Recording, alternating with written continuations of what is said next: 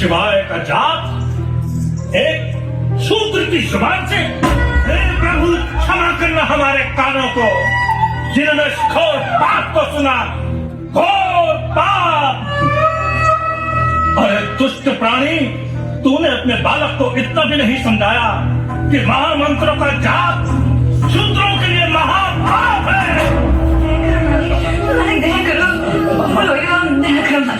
अब इस बालक के कारण गांव में अकाल पड़ेगा, सूखा पड़ेगा, महामारी फैलेगी, गांव वाले त्राही त्राही करेंगे। इस शूद्र बालक ने शिव जी के महामंत्र को दूषित कर दिया, घनघोर पाप किया। अब इस गांव को कोई नहीं बचा सकता। क्षमा करो प्रभु, क्षमा करो इस गांव को, रक्षा करो प्रभु, रक्षा करो प्रभु।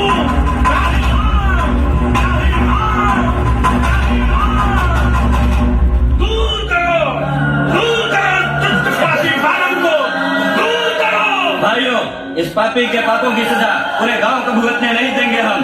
पंचायत बुलाई जाए, पंचायत बुलाई जाए, पंचायत बुलाई जाए, पंचायत बुलाई जाए, पंचायत बुलाई जाए।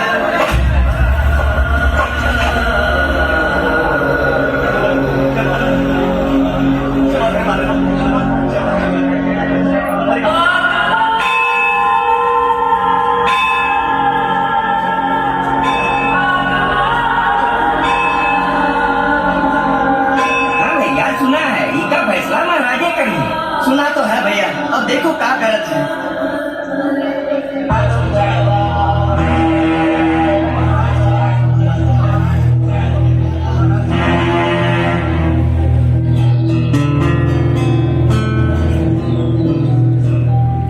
गांव वालों, आज हम सभी पर एक बहुत बड़ी विपदा आन पड़ी है।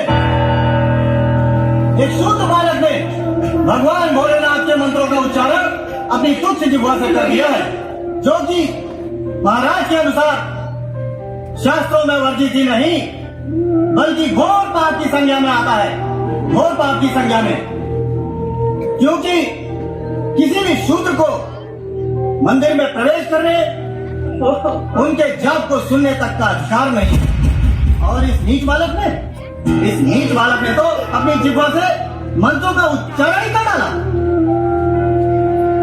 इसलिए अब इस गांव को किसी भी दैवी आपदा से सिर्फ महाराज ही बचा सकते हैं। इसलिए हम सभी गांव वाले महाराज से विनती करेंगे कि वे अपने पुण्य प्रताप से हम सभी गांव वालों की रक्षा करें। महाराज का अंतिम निर्णय ही हम सभी पंचों का निर्णय होगा।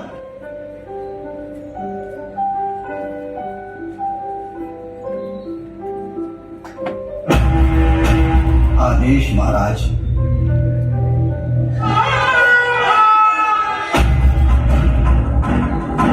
कोई विकल्प नहीं। जो आज्ञा। क्या है उसका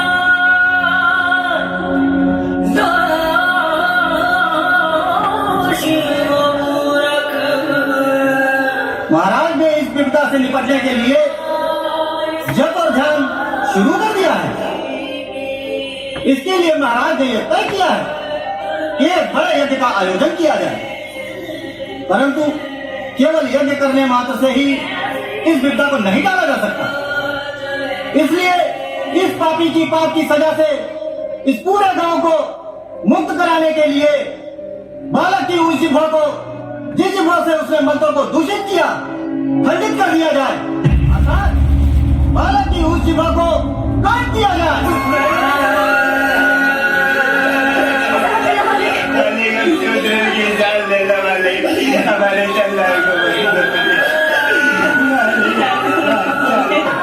हमारे गाँव छोड़ के चले जाएगा, हमारे कोई ललन किया है।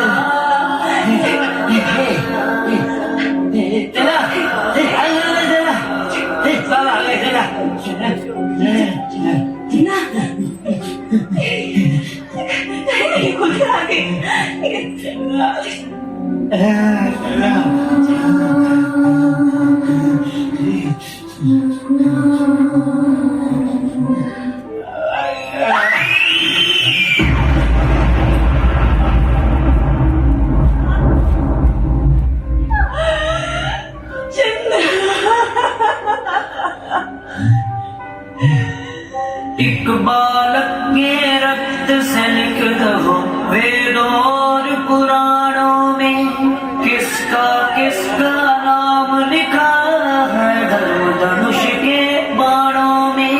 पूछो ये पापों की, पूछो ये पापों की रीत क्यों चले।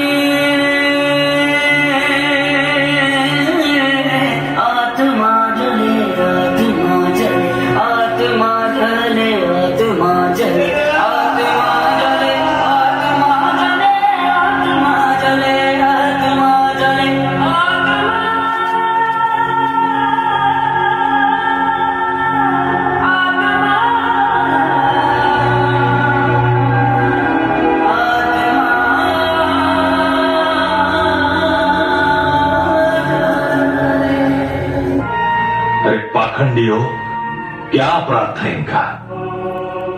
कुछ नहीं, लेकिन तुम्हें इन सब बातों से क्या लेना देना? तुम्हें तो प्रिय है तुम्हारा, सिर्फ तुम्हारा वर्चस्व, जिसके लिए तुमने सहारा लिया मनुस्मृति का। और यातनाएं दी हम सबको,